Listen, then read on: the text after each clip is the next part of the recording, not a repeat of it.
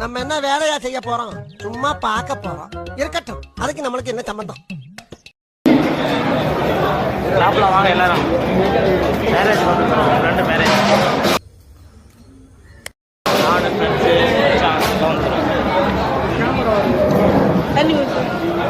நாங்க ரொம்ப கேவலமான ஆளு. கேவலமான ஆளுனா எந்த லெவலுக்கு இறங்கி அடிமட்ட வரைக்கும் போய் அலசுவோம்.